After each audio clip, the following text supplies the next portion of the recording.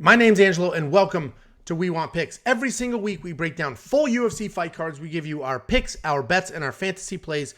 Make sure you like this video and subscribe to the channel so you don't miss any of our content. And we're also giving away $50. Anybody who goes to WeWantPicks.com/bets, signs up with one of our 5 betting partners, and makes a deposit, will get $50 from us. Cash App, PayPal, Venmo, however you want it.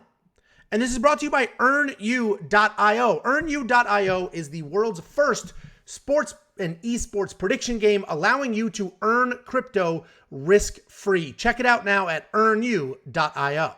Next up, at UFC Vegas 53, we have Natan Levy taking on Mike Breeden. Mike Breeden is 10-4 overall. He's 3-2 in his last 5, coming off a KO loss to Alexander Hernandez. Natan Levy 6-1 overall, 4-1 in his last 5, coming off a disappointing loss in his UFC debut. Mike Breeden is coming off a short notice loss in his UFC debut about 6 months ago. He's a good striker with solid range control and variety. He has some power in his hands, but he doesn't have enough to really steal a fight later in the rounds. He's more of a volume guy that's always throwing something. He has okay takedown defense, and he was able to defend 7 of 9 from Anthony Romero on Contender Series, but his get-up game is solid even when he does get taken down.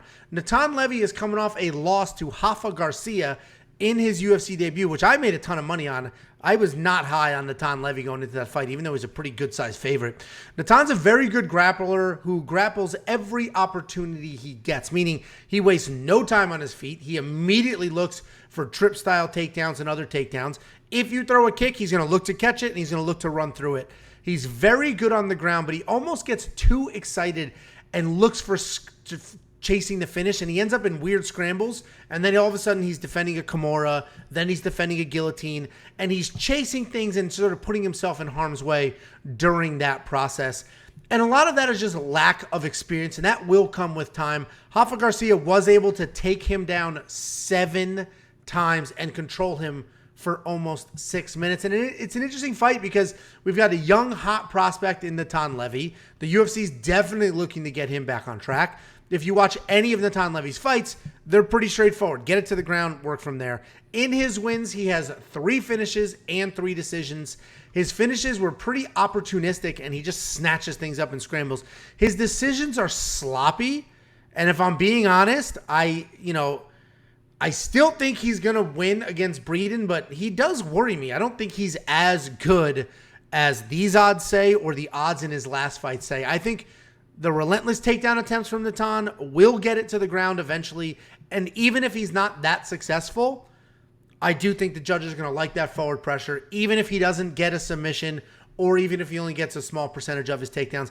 I think Natan Levy wins kind of a sloppy decision, honestly, but this is another, Mike Breeden is a live dog here. I think there's a little more hype than substance to Natan Levy. What do you think, Jakey boy? Yeah, I'm kind of glad that you mentioned the Natan Levy kind of over-aggression, because in my notes for this fight, I have quite simply who can stay the most calm in this fight, who does not get baited into being too aggressive, because you mentioned Natan Levy. He can get over-aggressive at time in the grappling, even in the striking. Mike Breeden against Alexander Hernandez, you could tell that Alexander Hernandez came across with pressure, and he was baited into that brawl, and it was against the fence, and was baited into that brawl, and ended up getting knocked out because of it. If you're Natan Levy, you got to stick to the grappling, but stay calm about it. Don't force it. Stay patient with it. The takedowns will be there, and don't get into a brawl, because Mike Breeden is one of those guys that he got hurt against Alexander Hernandez, and you could tell he got that look on his face. It wasn't panic. It was like, okay, you want to do this? He bit down on his mouthpiece, started throwing bombs. He ended up getting knocked out because of it, but he's a guy that will throw down. And if you're Natan Levy, you don't want to throw down with Mike Breeden when you have a clear path to victory in your grappling game. So I think Natan Levy's a play. I think even in the striking, he's a little bit more technical than Mike Breeden. Mike Breeden is a guy that just kind of throws big power looping shots. So Natan is the play in this matchup, but I agree. If he gets a little wild, he could get caught for sure.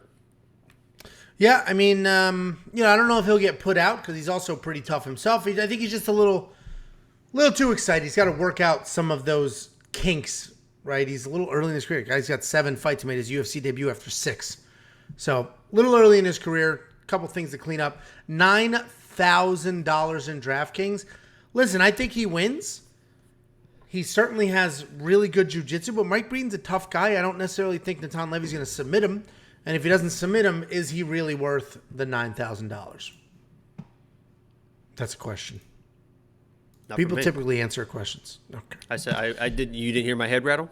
Yeah. Okay. Definitely the little ping inside bouncing back and forth.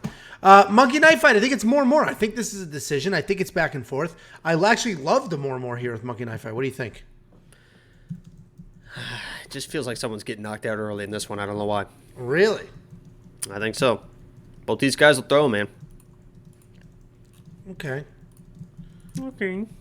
No, I completely disagree. I think it's a decision. I think they go at it.